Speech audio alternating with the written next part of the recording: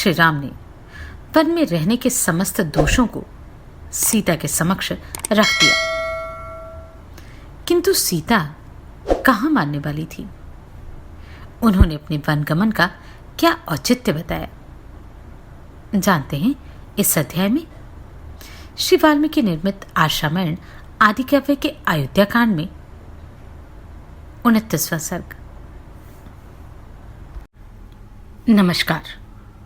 मेरी इन audio books को सराहने के लिए धन्यवाद।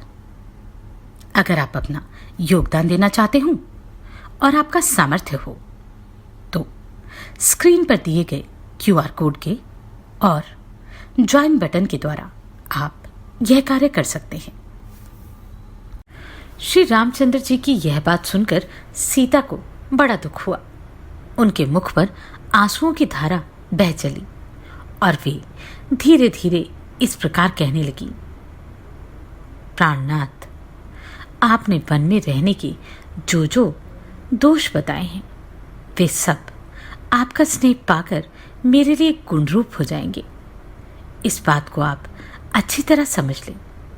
रघुनंदन, मृग, सिंह, हाथी, शेर, शरभ, चमरी गाय, नील गाय तथा जो अन्य जंगली जीव हैं वे सब के सब आपका रूप देखकर भाग जाएंगे, क्योंकि ऐसा प्रभावशाली स्वरूप उन्होंने पहले कभी नहीं देखा होगा।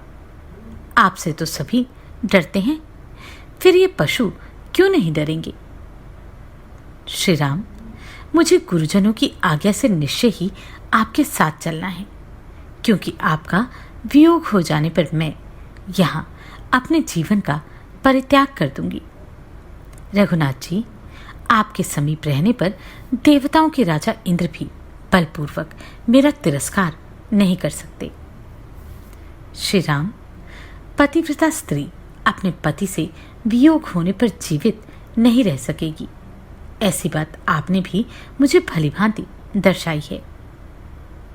महाप्राग, यद्यपि वन में दोष और दुख भरे हैं, तथापि अपने पिता के घर पर रहते समय मैं ब्राह्मणों के मुख से पहले यह बात सुन चुकी हूं कि मुझे अवश्य ही वन में रहना पड़ेगा।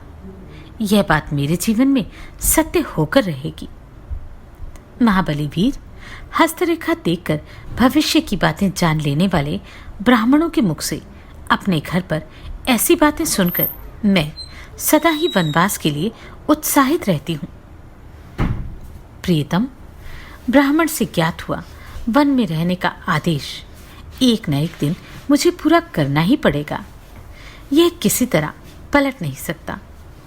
अतः मैं अपने स्वामी आपके साथ वन में अवश्य चलूंगी। ऐसा होने से मैं उस भाग्य के विधान को भोग लूंगी। उसके लिए यह समय आ गया है, अतः आपके साथ मुझे चलना ही है। इससे उस ब्राह्मण की बात भी सच्ची हो जाएगी। वीर, मैं जानती हूं कि वनवास में अवश्य ही बहुत से दुख प्राप्त होते हैं, परंतु वे उन्हीं को दुख जान पड़ते हैं जिनकी इंद्रियां और मन अपने वश में नहीं है। पिता के घर पर कुमारी अवस्था में एक शांति परायणा भिक्षुकी के मुख से मैंने अपने वनवास की बात सुनी थी। उसने मेरी माता के सामने ही ऐसी बात कही थी। प्रभु, यहाँ आने पर भी मैंने पहले ही कई बार आपसे कुछ काल तक वन में रहने की प्रार्थना की थी और आपको मना भी लिया था। इससे आप निश्चित रूप से जान लें कि आपके साथ वन को चलना मुझे पहले से ही अभिष्ट था। रघुनंदन, आपका भला हो। मैं वहां चलने के लिए पहले से ही आपकी अनुमति प्राप्त कर चुकी हूं। अपने शूरवीर वनवासी पति की सेवा करना मेरे लिए अधिक रुचिकर है। शुद्धात्मन, आप मेरे स्वामी हैं।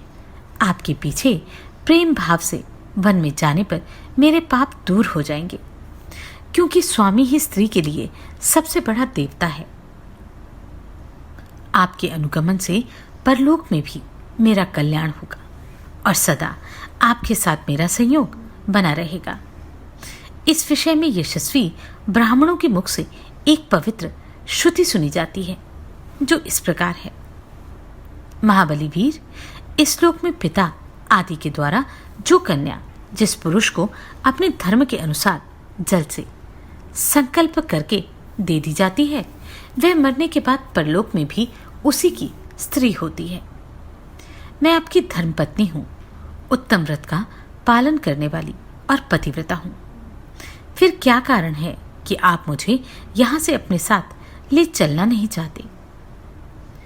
कुकुत्स कुलभूषण, मैं आपकी भक्त हूं, पातिव्रत्य का पालन करती हूं, आपके बिछोह के भय से दीन हो रही हूं तथा आपके सुख दुख में समान रूप से हाथ बंटाने वाली हूं। मुझे सुख मिले या दुख, मैं दोनों अवस्थाओं में सम रहूंगी। हर्ष या शोक की वशीभूत नहीं होंगी। अतः आप अवश्य ही मुझे साथ ले चलने की कृपा करें। यदि आप इस प्रकार दुख में पड़ी हुई मुझ सेविका को अपने साथ वन में ले जाना नहीं चाहते हैं तो मैं मृत्यु के लिए विष खा लूंगी, आग में कूद पड़ूंगी अथवा जल में डूब जाऊंगी। इस तरह अनेक प्रकार से सीता जी वन में जाने के लिए याचना कर रही थी, तथापि महाबाहु श्री राम ने उन्हें अपने साथ निर्जन वन में ले जाने की अनुमति नहीं दी। इस प्रकार उनके अस्वीकार कर देने पर मिथिलेश कुमारी सीता को बड़ी चिंता हुई और वे अपने नेत्रों से गरम गरम आंसू बहाकर धरती को भिगोने से लगी। उस समय विदेह नंदिनी जानकी को चिंतित और कुपित देख मन को वश में रखने वाले श्री रामचंद्र जी ने उन्हें वनवास के विचार से निवृत्त करने के लिए भांति भांति की बातें कहकर समझाया। इस प्रकार श्री वाल्मीकि निर्मित आश्रामायण आदि काव्य के अयोध्या कांड में 29वां सर्ग पूरा हुआ। श्री राम को मनाना आसान नहीं था। सीता हर प्रयास कर रही थी।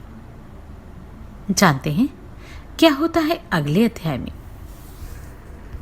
आप सभी को कोटि कोटि साधुवाद। आपने इन वीडियोस को इतना प्रेम दिया। नमस्कार, मैं आभा शर्मा जावास। यदि आपको मेरा ये प्रयत्न सराहनीय लगा हो तो मुझे सब्सक्राइब करके प्रोत्साहित करें।